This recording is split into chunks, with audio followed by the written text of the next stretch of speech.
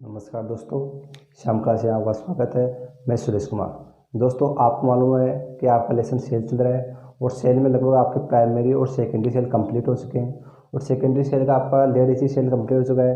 अब आज बताएंगे आपको लेड एसी सेल के दोष, यानी इसमें कौन सा दोष होता है, उसका निवारण क्या है। दोस्तों, बहुत ही विस्तार से बताएंगे और बहुत ही सरल विधि द्वारा बताएंगे दोस्तों। तो इस क्लास को आप लास्ट तक जरूर देखना। अगर आपको अच्छा लगे तो इसको लाइक करना और दोस्तों के साथ शेयर जरूर करना। तो अब ज़्यादा वक्त खराब न करते हुए मेन पॉइंट पे आते हैं कि आपका लेड एसिड सेल में कौन सा दोष होता है और किस प्रकार होता है। तो दोस्तों, आपके लेड एसिड सेल में मुख्यतः 4 दोष होते हैं। तो देखो, दोष व निवारण पढ़ेंगे पहले। दोष व निवारण। तो दोस्तों, आपके लेड एसिड सेल में मुख्यतः 4 प्रकार के दोष होते हैं। 4 प्रकार के दोष होते हैं। अब 4 प्रकार के दोष कौन कौन से होते हैं और किस प्रकार होते हैं, विस्तार से देखो। तो आपके लेड एसिड सेल में मुख्यतः 4 प्रकार के दोष होते हैं और 4 प्रकार कौन से एक तो होता है आपका सेडिमेंटेशन, दूसरा होता है कोरोजन, तीसरा होता है बकलिंग और चौथा होता है सल्फेशन। तो ये 4 प्रकार के दोष होते हैं। तो अब आप पहला देखो कि आपका सेडिमेंटेशन दोष क्या होता है।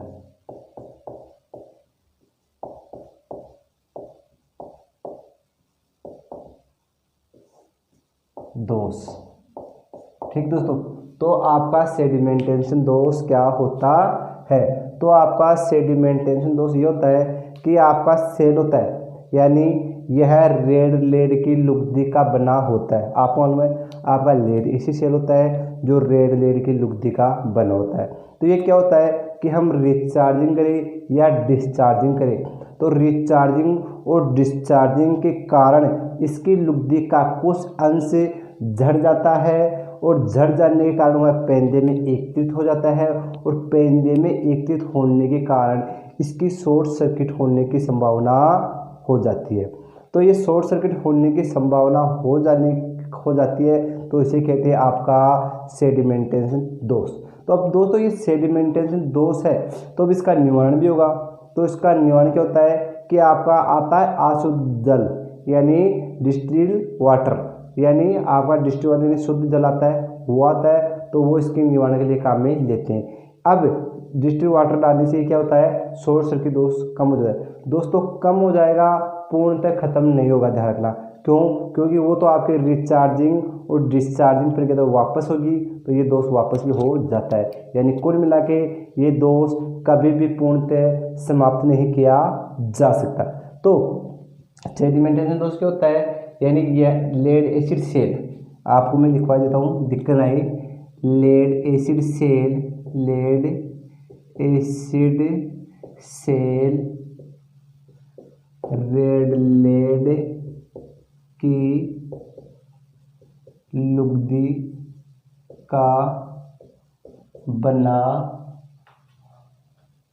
होता है, जिसके कारण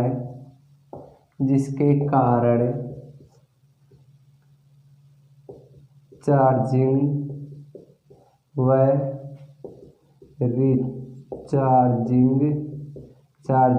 रिचार्जिंग के समय रेड लेड की लुगदी का कुछ अंश झड़ जाता है और पेंदे में एकत्रित हो जाता है, जिससे शॉर्ट सर्किट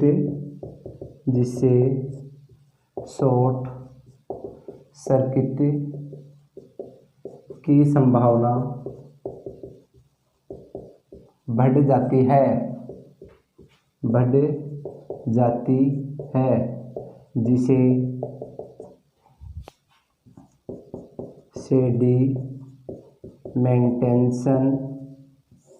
सेडिमेंटेशन दोष कहते हैं। तो दोस्तों, ये तो हो गया इसका दोष।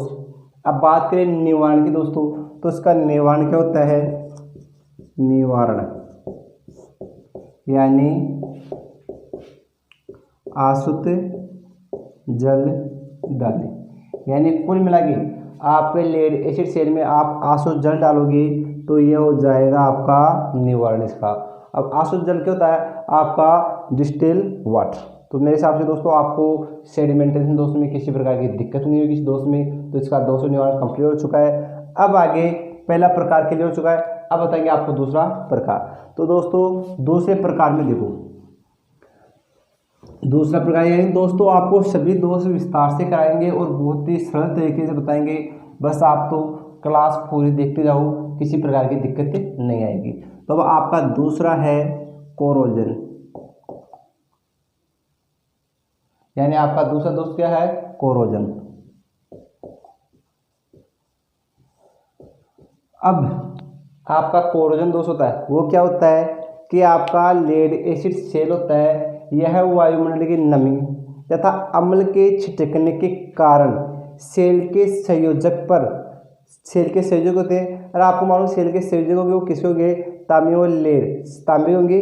और तांबे के होने के कारण उनके ऊपर क्या होता है, लेड ऑक्साइड की सफ़ेद या नीली परत छट जाती है। और सफ़ेद और नीली परत छट जाने के कारण दोस्तों क्या होता है कि इन चालक तारों पर पूर्णतः संपर्क स्थगित हो जाता है। स्थगित कैसे, यानी उन पर पूर्णतः चालक संबंध स्थापित नहीं कर पाते हैं, और पूर्णतः चालक संबंध स्थापित नहीं कर पाएंगे तो इसी कारण आपका ये कोरोजन दोष हो जाता है।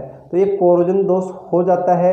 तो अब इसका निवारण क्या है, इस कोरोजन दोष का निवारण यही है दोस्तों कि इसके जो संयोजक होते हैं, संयोजक शिरे, तो संयोजक शिरे क्या होंगे कि इनको गर्म पानी में कपड़े को भिगोकर इनको साफ करेंगे तथा इसके ऊपर आपका जो इसके ऊपर ये टर्मिनल है उनको साफ कर इन पर पतला ग्रीस का लेप लगा देंगे, और ये लगाने से ही इस दोष का निवारण हो सकता है। तो ये इसका निवारण है। तो मेरे हिसाब से आप हाथों हाथ इन चीज़ों को नोट कर लिया करो। तो मैं एक बार फिर से आपको बता रहा हूँ कि आपका कोरोजन दोष क्या होता है, यानी लेड एसिड सेल वायुमंडल की नमी के कारण लेड ऑक्साइड की नीली या सफ़ेद परत छट जाती है, और नीली और सफ़ेद परत छट जाने के कारण दोस्तों क्या होता है, इस कारण चालक पूर्ण संबंध स्थापित नहीं कर पाते, और चालक पूर्ण संबंध स्थापित नहीं कर पाएंगे तो इसी कारण ये आपका कोरोजन दोष कहलाता है। तो कोरोजन दोष कहलाता है। इसका निवारण क्या है, तो एक बार निवारण तो मैं आपको लिखा देता हूँ, निवारण। तो दोस्तों इसका निवारण होगा कि गर्म पानी में कपड़े को भिगोकर टर्मिनल साफ करें। टर्मिनल वाले या इसके संयोजक मान लो दोस्तों, ठीक है दोस्तों, को साफ करें तथा इन पर ग्रीस का पतला लेप करें। ये क्या है इसका निवारण। तो ये था आपका कोरोजन दोष। दोस्तों मेरे हिसाब से आपको कोरोजन दोषों में भी किसी प्रकार की दिक्कत नहीं होगी। तो आपके दो दोस्त क्लियर हो चुके हैं। मेरे हिसाब से आपको इनमें किसी प्रकार की दिक्कत नहीं आएगी दोस्तों। तो अब आगे बात करें तीसरे प्रकार के दोष की। तो दोस्तों तीसरा प्रकार का दोष आता है आपका बकलिंग। तो दोस्तों ये बकलिंग दोष क्या होता है, यानी आपका लेड एसिड सेल मान लो या अदर, यानी आपके लेड एसिड सेल में ये 4 दोष आते हैं, और सेलों में तो 2 दोष ही थे, आपने पहले पढ़ा होगा प्राइमरी सेल में। तो इसमें ये कितने दोष है, 4 दोष। तो वह आपके बकलिंग दोष क्या होता है, यानी लेड एसिड सेल को अधिक विद्युत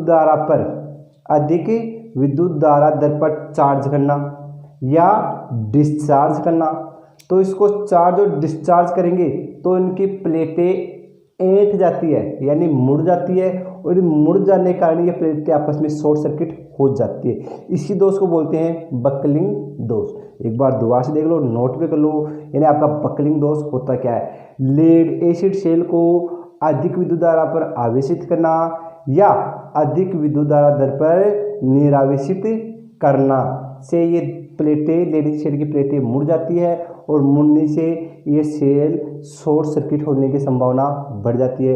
तो शॉर्ट सर्किट होने की संभावना बढ़ गई या शॉर्ट सर्किट हो गया तो इसी दोष को बोलते हैं बकलिंग दोष। अब दोस्तों बात करें इसके निवारण की, तो ये चीज़ आपको नोट कर लो, मैं बोर्ड में बता रहा हूँ, यानी इसका निवारण क्या होता है। तो आपका बकलिंग सेल का निवारण क्या है, इसके दो निवारण है, किसे 6 एम्पियर, यानी कुल मिला के 6 एम्पियर से अधिक विद्युत धारा पर आवेश नहीं करना चाहिए। 6 एम्पियर से अधिक विद्युत धारा धर पर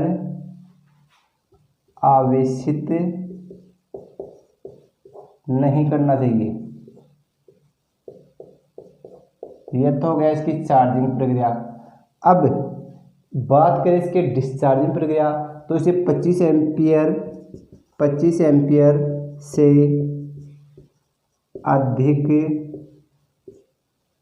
विद्युत धारा दर पर निरावेशित नहीं करना चाहिए। निरावेशित यानी इसको डिस्चार्ज नहीं करें। विद्युत धारा दर पर निरावेशित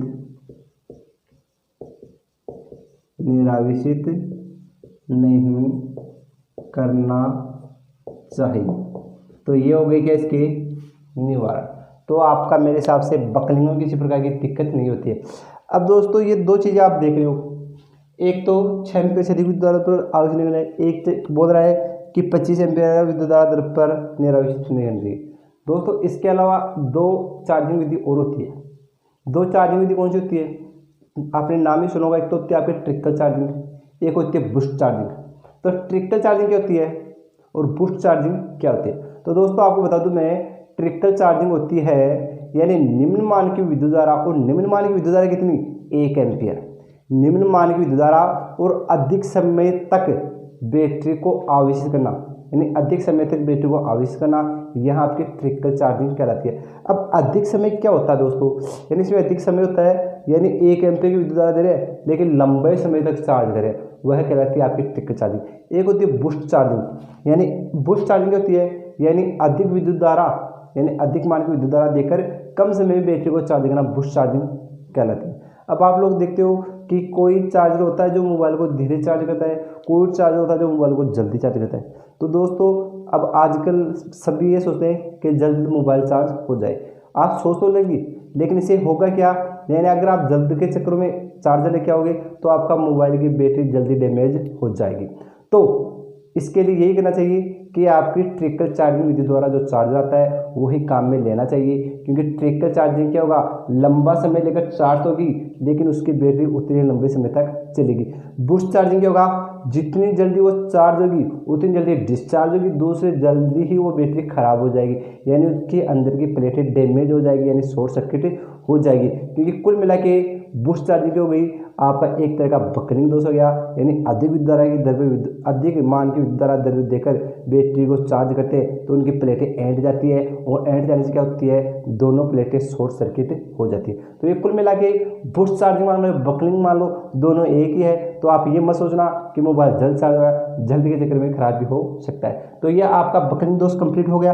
तो बकलिंग दोष की परिभाषा आपने देखी दी होगी कि अधिक मान की विद्युत धारा देकर बैटरी को चार्जिंग व डिस्चार्जिंग यानी करते हैं तो इसकी प्लेटें ऐंठ जाती है, ऐंठ जाने से शॉर्ट सर्किट दोष हो जाता है, उसे ही बकलिंग दोष कहते हैं। निवारण की बात करें दोस्तों तो इसे 6 एम्पीयर से अधिक विद्युत धारा पर कभी भी आवेश नहीं करना चाहिए, और 25 एम्पीयर अधिक विद्युत धारा दर पर कभी भी निरावेश नहीं करना चाहिए। इसके साथ आपको बता दी बूस्ट चार्जिंग और आपकी ट्रिकल चार्जिंग, ये दोनों विधि बहुत ही इंपॉर्टेंट है। ट्रिकल चार्जिंग का बार एग्जाम में पूछा जाता है, उसमें आपको दे दे कि निम्न मान की विद्युत धारा अधिक समय देकर बैटरी को आवेशित करने की प्रक्रिया को क्या कहते हैं, trickle charging, boost charging, buckling, कुछ भी दे दे तो ये ट्रिकल चार्जिंग कहते हैं। दूसरा यानी अधिक मान की विद्युत धारा दर पर बैटरी को आवेशित करना कौन सी विधि कहती है, तो ये आपकी बूस्ट चार्जिंग विधि कहलाती है। यहाँ तक क्लियर हो चुका दोस्तों। तो आपकी इस प्रकार लेड एसी सेल के 3 दोष कंप्लीट हो चुके हैं। बात करें चौथा दोष की तो ये इसका अंतिम दोष बचा है। तो मेरे हिसाब से 3 दोषों में आपको किसी प्रकार की दिक्कत भी नहीं होगी दोस्तों। तो ये आपका चौथा दोस्त है। और चौथा दोस्त कौन सा आ गया, यानी आपका सल्फेशन। सल्फेशन मेरे हिसाब से दोस्तों इन प्रकार के दोस्तों में भी आपको किसी प्रकार की दिक्कत ही नहीं आ रही। अब चौथे दोस्त की बात करें तो ये दोस्त कहते हैं, अब इसकी परिभाषा देखो, यानी लेड एसिड सेल को एक सप्ताह से अधिक, यानी आपका लेड सेल है, इसको हम अगर एक सप्ताह से अधिक समय तक आवेशित या आवेशित निरावेशित, हाँ आवेशित अवस्था में पड़ा है या निरावेशित अवस्था में पड़ा है, तो क्या होगा, इसका लेड सल्फेट कड़ा हो जाएगा, कड़ा यानी कठोर हो जाएगा, और इस सेल को रिचार्जिंग करना कठिन हो जाता है। यानी अगर एक सप्ताह से अधिक समय तक बैटरी चार्जिंग अवस्था में पड़ी है, डिस्चार्जिंग अवस्था में पड़ी है, तो इसका लेड सल्फेट कड़ा हो जाएगा, तो इसी कारण इसको रिचार्जिंग करना कठिन हो जाएगा। इसी को बोलते हैं आपका सल्फेशन दोष। यानी अगर बैटरी एक सप्ताह से अधिक समय तक रिचार्जिंग अवस्था में पड़ी है, यानी चार्जिंग अवस्था में पड़ी है या डिस्चार्जिंग अवस्था में पड़ी है, तो इसका लेड सल्फेट कड़ा हो जाएगा, तो बैटरी को रिचार्ज करना कठिन हो जाएगा। तो कब इसी दोष को बोलते हैं आपका सल्फेशन दोष। बात करें दोस्तों इसका निवारण की, तो आपके लेड एसिड सेल को सप्ताह में कम से कम एक बार आवेशित तथा एक बार आवेशित तथा एक बार विसर्जित यानी डिस्चार्जिंग करना चाहिए। क्यों?